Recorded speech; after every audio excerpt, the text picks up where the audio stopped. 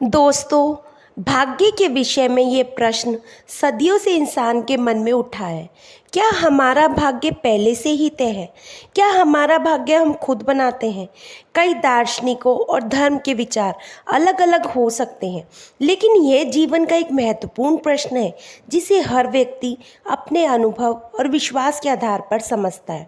Hello दोस्तों, मैं हूं सपना गोयल। चलिए चलते हैं आज की कहानी की तरफ। मगध राज्य के छोटे से गांव में वासुदेव नाम का एक साधारण किसान रहता था। वासुदेव एक मेहनती और ईमानदार व्यक्ति था, लेकिन उसका जीवन कष्टों से भरा हुआ था। उसकी ज़िंदगी में समस्याओं की कोई कमी नहीं थी। कभी फसलें बर्बाद हो जाती, कभी परिवार में कोई बीमार पड़ जाता। उसकी पत्नी मणि भी सदैव बीमार रहती और उसके 2 बच्चे भी कमज़ोर और बीमार थे। वासुदेव के पास खेती के अलावा कोई अन्य साधन नहीं था, लेकिन खेती भी उसके लिए कठिनाई बन चुकी थी। हर दिन सुबह उठकर वासुदेव खेत में जाता, कड़ी मेहनत करता, लेकिन उसकी मेहनत का फल उसे नहीं मिल पाता। गांव के लोग हमेशा यही कहते, यह सब तुम्हारे भाग्य का खेल है, तुम्हारी किस्मत में यही लिखा है और कोई भी इसे बदल नहीं सकता। ये शब्द सुन सुनकर वासुदेव के मन में गहरी निराशा भर गई। वह हमेशा सोचता, क्या सच में मेरा भाग्य पहले से तय है? क्या मैं इसे बदलने के लिए कुछ नहीं कर सकता? अगर मेरे जीवन में पहले से ही ये कष्ट लिखा है और मेरी मेहनत का क्या मतलब है? वासुदेव का ये सवाल उसकी ज़िंदगी में एक बड़ा मोड़ लाने वाला था। हर रात जब वह सोता तो उसके मन में ये विचार आते कि अगर उसका भाग्य पहले से लिखा हुआ है और उसकी मेहनत का कोई मतलब नहीं है, उसे लगता कि शायद कोई अदृश्य शक्ति है जिसके अधीन वह है, जो उसके जीवन को नियंत्रित कर रही है। वह अपने जीवन के दुखों को लेकर परेशान था और इसे बदलने का कोई तरीका उसे समझ नहीं आ रहा था, सूझ नहीं रहा था। वासुदेव के भीतर एक ज्वलंत इच्छा थी कि वह अपने जीवन का उत्तर खोजे। उसने सुना था कि भगवान बुद्ध महाज्ञान के स्वामी हैं और इस तरह के सवालों के उत्तर दे सकते हैं। गांव के एक बुजुर्ग ने उसे बताया कि इन दिनों पास के जंगल में बुद्ध जी तपस्या कर रहे हैं और लोगों के उनके जीवन के जटिल से जटिल सवालों का समाधान दे रहे हैं। वासुदेव ने अपनी पत्नी मणि से कहा, मैं भगवान बुद्ध से मिलना चाहता हूँ। मैं जानना चाहता हूँ, क्या मेरे भाग्य पहले से तय है? क्या मैं इसे बदल सकता हूँ? मणि ने भी उसका समर्थन किया, क्योंकि वह जानती थी कि वासुदेव इस सवाल को लेकर अत्यधिक चिंतित है और इसका उत्तर उसे मानसिक शांति प्रदान कर सकता है। अगली सुबह वासुदेव ने यात्रा पर निकलने का निर्णय लिया। उसने अपने खेतों और परिवार की जिम्मेदारी कुछ दिनों के लिए एक विश्वसनीय मित्र को सौंप दी और चल पड़ा बुद्ध की से मिलने की ओर। उसकी यात्रा लंबी और कठिन थी, लेकिन उसके मन में दृढ़ संकल्प था कि वह अपने सवाल का उत्तर पाएगा। वासुदेव की यात्रा सरल नहीं थी। उसे कई जंगलों, नदियों और पहाड़ों को पार करना पड़ा। कभी कभी उसे भूखा रहना पड़ता तो कभी रात को ठंड से कपकपाते हुए सोना पड़ता। रास्ते में कई बार उसे ऐसा लगा कि वह इस यात्रा को छोड़ दे और वापस लौट जाए, लेकिन उसका मन बार बार उसे प्रेरित करता कि वह अपने सवाल का उत्तर पाए बिना नहीं लौटेगा। एक दिन जब वह बड़े जंगल से गुजर रहा था, तब उसे एक बूढ़े साधु मिले। साधु ने उसे भोजन दिया, उसके साथ कुछ समय बिताया। साधु ने वासुदेव से उसकी यात्रा का उद्देश्य पूछा। वासुदेव ने साधु को अपनी परेशानी और सवाल के बारे में बताया। साधु ने उसकी बात सुनकर कहा, तुम सही रास्ते पर हो पुत्र। भगवान बुद्ध तुम्हें इसका उत्तर दे सकते हैं, लेकिन याद रखना, उत्तर तुम में ही छुपा है। वे केवल तुम्हें मार्ग दिखा सकते हैं। कई दिनों की यात्रा के बाद वासुदेव अंततः बुद्ध के आश्रम पहुंच गया। आश्रम एक शांतिपूर्ण स्थान था जहां हर तरफ हरियाली थी। बड़ी ही शांति का अनुभव हो रहा था। वहां बहुत सारे लोग पहले से मौजूद थे जो बुद्ध के प्रवचनों को सुन रहे थे। वासुदेव ने बुद्ध के दर्शन करने का अवसर पाया। जैसे वह बुद्ध के पास पहुंचा, उसकी आंखों में एक अजीब सी चमक थी, मानो उसे अपनी सारी समस्याओं का हल मिलने वाला हो। वासुदेव ने विनम्रता से बुद्ध को प्रणाम किया और कहा, मैं वासुदेव हूँ। मेरा जीवन कष्टों से भरा हुआ है और लोग कहते सब मेरे भाग्य का लिखा है। क्या मेरा भाग्य पहले से तय है? क्या मैं इसे बदलने के लिए कुछ भी नहीं कर सकता? बुद्ध ने कहा, वासुदेव, तुम्हारा सवाल बहुत गहरा है और इसका उत्तर तुम्हारे अंदर छुपा हुआ है। लेकिन मैं तुम्हें एक कहानी सुनाता हूँ जो तुम्हारे सवाल का उत्तर देगी। बुद्ध ने वासुदेव को एक सरल लेकिन गहरे अर्थ वाली कहानी सुनाई। उन्होंने कहा, वासुदेव, मान लो तुमने एक बीज बोया है। अब वह बीज एक पौधा बनेगा और फिर वह एक बड़ा वृक्ष। लेकिन यह वृक्ष कैसा होगा, ये इस बात पर निर्भर करता है कि उसे कितना पानी, कितनी सूरज की रोशनी और कितनी देखभाल मिली है। अगर बीज को सही समय पर पानी मिलता तो वह मजबूत वृक्ष बनेगा, और अगर नहीं तो वह सूख जाएगा।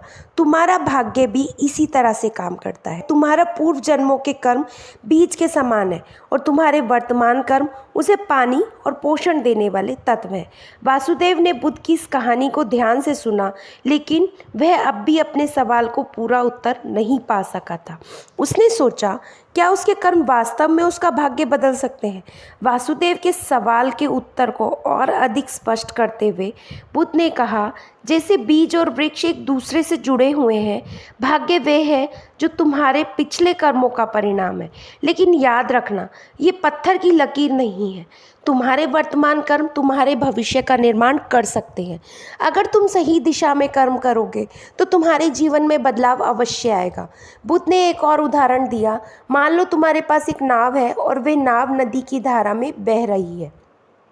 तुम्हारा भाग्य उस धारा के समान है जो तुम्हें एक दिशा में ले जा रही है। लेकिन तुम्हारे पास चप्पू है जो तुम्हारे कर्म है, जो तुम्हें धारा के विपरीत दिशा में भी ले जा सकते हैं। वासुदेव अब कुछ हद तक समझ चुका था कि कर्म और भाग्य आपस में कैसे जुड़े हैं, लेकिन उसके मन में अब एक और सवाल उभर रहा था। उसने मुझसे पूछा, क्या हम ही हमारा भाग्य बनाते हैं? तो इसका क्या मतलब है कि जो भी मेरे साथ अभी हुआ है वे मेरे पूर्व कर्मों का फल है, और अगर मैं आज अच्छे काम करना शुरू कर दूं तो क्या इससे मेरा भाग्य तुरंत बदल जाएगा? बुद्ध मुस्कुराए और उत्तर दिया, वासुदेव, ये महत्वपूर्ण है कि तुम वर्तमान के महत्व को समझो। तुम्हारा वर्तमान काम तुम्हारे भविष्य को गढ़ता है, लेकिन यह प्रक्रिया बहुत धीरे होती है। जैसे एक बीज से वृक्ष बनने में समय लगता है, तुम्हारे पिछले कर्मों के परिणाम को बदलने के लिए धैर्य और निरंतरता की आवश्यकता होती है। ये मत सोचो कि तुम्हारे जीवन में बदलाव तुरंत आ जाएगा। सही काम करने से जीवन की दिशा अवश्य बदलती है, लेकिन उसका फल धीरे धीरे आता है। और फिर बुद्ध ने एक और कहानी सुनाई। एक किसान ने अपने खेत में बीज बोए। पहले साल बारिश ना होने के कारण उसकी फसलें अच्छी नहीं हो पाई। किसान निराश हो गया और सोचा कि यह उसका भाग्य है, लेकिन उसने हार नहीं मानी। अगले साल उसने फिर से बीज बोए और इस बार बारिश सही समय पर हुई। उसकी मेहनत रंग लाई और उसे अच्छी सब फसल मिली। किसान का अनुभव दिखाता है कि काम लगातार करना होता है, भले ही उसका फल तुरंत ना मिले। वासुदेव के मन में अब भी ये सवाल बना हुआ था, क्या अतीत के कर्मों को पूरी तरह से बदला जा सकता है?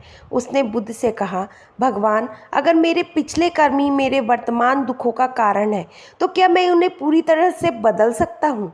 क्या मुझे केवल अपने वर्तमान और भविष्य पर ध्यान केंद्रित करना चाहिए? बुद्ध ने गहरी सांस ली और कहा, वासुदेव, अतीत को बदलना संभव नहीं है। जो हो चुका वह हो चुका, लेकिन अतीत को स्वीकार करके ही तुम वर्तमान को सही दिशा में ले जा सकते हो। तुम्हारा वर्तमान ही तुम्हारे भविष्य का निर्माण करेगा। अगर तुम अपने अतीत को छोड़कर वर्तमान पर ध्यान केंद्रित करोगे तो तुम्हारा जीवन धीरे धीरे बदलने लगेगा। बुद्ध ने यह भी कहा कि अतीत का बोझ उठाने से तुम आगे नहीं बढ़ पाओगे। उसे स्वीकार करो, उससे सीखो और आगे बढ़ो। अपने वर्तमान को अच्छे कर्मों से भर दो और भविष्य तुम्हारा होगा। बुद्ध ने वासुदेव को एक और उदाहरण दिया। एक समय की बात है, एक राजा अपने राज्य में बहुत खुशहाल जीवन जी रहा था, लेकिन एक दिन उसे पता चला कि राज्य में एक गरीब ब्राह्मण है जो बहुत कष्ट में जी रहा है। राजा ने उसे अपने दरबार में बुलाया और पूछा कि तुम इतने कष्ट में क्यों हो? ब्राह्मण ने उत्तर दिया, राजा, ये मेरे भाग्य का खेल है। मैं कितना भी परिश्रम करूं, लेकिन ये भाग्य मुझे इस गरीबी से बाहर नहीं निकलने देता। राजा ने हंसकर कहा, तुम्हारा भाग्य तुम्हारे पिछले कर्मों का परिणाम हो सकता है, लेकिन तुम्हारा भविष्य का निर्माण तुम्हारे वर्तमान कर्म करेंगे।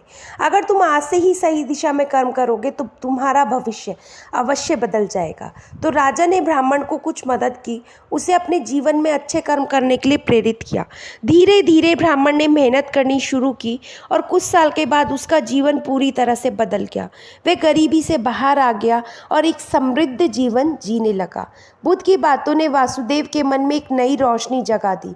उसने महसूस किया कि भाग्य कोई ऐसी चीज़ नहीं जो स्थायी हो, जिसे बदला ना जा सकता हो। यह उसके कर्मों का परिणाम था और अगर वह भी अपने कर्मों में बदलाव करेगा तो उसका जीवन भी बदल सकता है। वासुदेव समझ चुका था कि उसे अपने अतीत के कर्मों को स्वीकार करना होगा और अपना तमाम ध्यान वर्तमान पर केंद्रित करना होगा। उसने बुद्ध से कहा, भगवान, अब मैं समझ चुका हूँ कि मेरा भाग्य मेरे हाथों में है। मैं अपने कर्मों को बदलकर अपने जीवन को नई दिशा दे सकता हूँ। बुद्ध ने आशीर्वाद दिया और कहा, सही रास्ते पर चलने वाले को कभी निराश नहीं होना चाहिए। जीवन में जो कुछ भी होता है वह हमारे कर्मों का ही परिणाम होता है। अगर हम सही दिशा में कर्म करेंगे तो हमारा भविष्य उज्जवल होगा। वासुदेव बुद्ध से विदा लेकर अपने गांव की ओर चल पड़ा। अब उसके मन में एक नई ऊर्जा थी और उसे ये विश्वास हो चुका था कि उसके जीवन में जो भी कष्ट है वह उसके अतीत के कर्मों का फल है, लेकिन वह अपने कर्मों को, अपने भविष्य को बदल सकता है। गांव से लौटकर वासुदेव ने अपने जीवन में बदलाव की शुरुआत करी।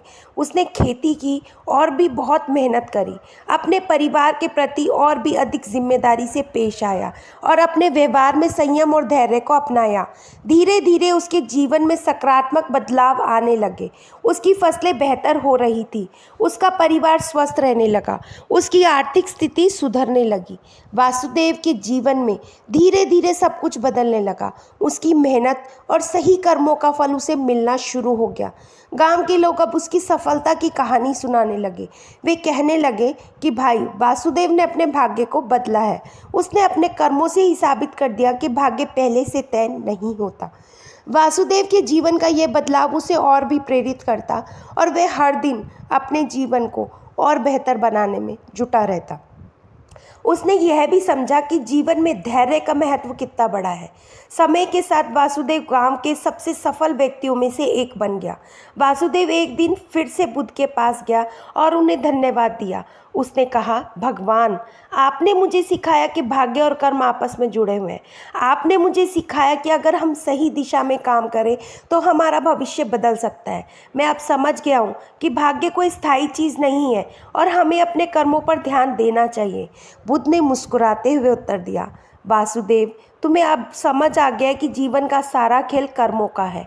भाग्य का लिखा हमारे पिछले कर्मों का परिणाम है, जिन्हें हम बदल नहीं सकते, लेकिन हमारे वर्तमान कर्म हमारे भविष्य को तय करेंगे। इसलिए जीवन में कभी भी निराश मत होना, क्योंकि तुम्हारे कर्म तुम्हारे सबसे बड़े साथी हैं। वासुदेव अब पूरी तरह से आत्मनिर्भर और आत्मविश्वासी बन चुका था। उसने ये समझ लिया था कि जीवन में कोई भी चीज़ स्थायी नहीं होती और हमारे कर्म ही हमारे भविष्य की ओर ले जाते हैं। उसने बुद्ध के द्वारा दिखाए गए मार्ग को अपने जीवन में उतारा और अपने जीवन में सुख और शांति का अनुभव किया। इस कथा का संदेश यही है कि हमारा भाग्य पहले से तय नहीं होता, हमारे कर्म ही हमारे भविष्य का निर्माण करते हैं। और अगर हम सही दिशा में कर्म करेंगे तो हमें अपने जीवन में सुख और समृद्धि पा सकते हैं। जीवन में कभी हार ना माने, क्योंकि आपके कर्म ही आपके भाग्य को बदल सकते हैं और अपने जीवन में इन्हीं कर्मों के द्वारा जीवन में सुख और शांति का अनुभव कर सकते हैं। छोटी सी कहानी है दोस्तों, इस कथा का संदेश यही है, हमारा भाग्य पहले से तय नहीं होता, हमारा कर्म हमारे भविष्य का निर्माण करते हैं। और अगर हम सही दिशा में कर्म करेंगे तो हमें जीवन में सुख और समृद्धि प्राप्त कर सकते हैं। जीवन में कभी भी हार ना माने, क्योंकि आपके कर्म आपके भाग्य को बदल सकते हैं। आशा करती हूँ दोस्तों आपको ये कहानी अच्छी लगी होगी। कहानी अच्छी लगी हो तो कहानी को लाइक, शेयर, सब्सक्राइब ज़रूर कीजिएगा। कहानी को आगे फॉरवर्ड भी कीजिएगा। फिर मिलेंगे दोस्तों एक नए विचार और एक नई कहानी के साथ। तब तक हंसते रहिए, मुस्कुराते रहिए।